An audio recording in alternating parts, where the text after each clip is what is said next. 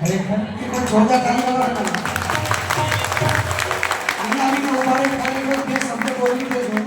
ફરીથી હાથ ઉપર લઈને બધા એને જોરદાર તાળી તમને કાકા ભવિષ્યમાં બહુ આગળ જશે. અમારા કરતા પણ આગળ જશે.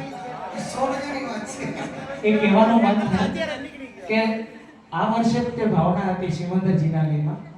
એ ભાવનામાં પણ અમે હતા ત્યારે સાથે એને પહેલી વાર આ ગીત ગાયેલું દાદા થઈ ગયો. અને કદાચ એ ગીત તમારે જૈન યુવક મંડળના જિગ્નેશભાઈ ગાયેલું છે લખેલું.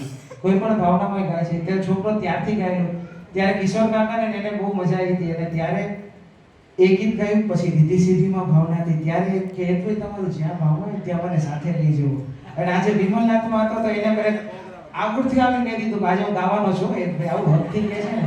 અને ખરેખર આની માટે ઋણી હોય ને તમે શ્રી સુરેન્દ્રનગર સંઘના આ દરેક સકલ સંઘ, વિમલનાથ સંઘ હોય, રીતિ સીધી સંઘ હોય, આ તમે વિવિધ સંઘોને અમે આભારી છીએ, ઋણી છીએ કે ખરેખર તમે અમારા જેવા યુવાનોને આ જ સંઘના બાળકોને તમે આવી એક ભાવના કરાવવાનું, પરમાત્મા ભક્તિ કરાવવાનું એક આનંદ પણ અમને આપો છો. તો અમે આપ સકળ શ્રી સંઘના ઋણી છીએ.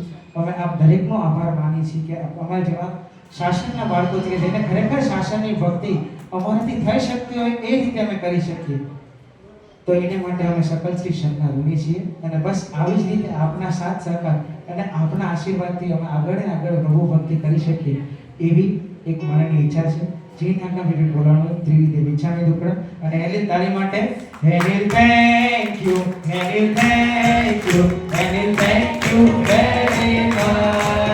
કે તમને આવી પ્રભુ ભક્તિ કરાવી અને થેન્ક યુ વેરી મચ.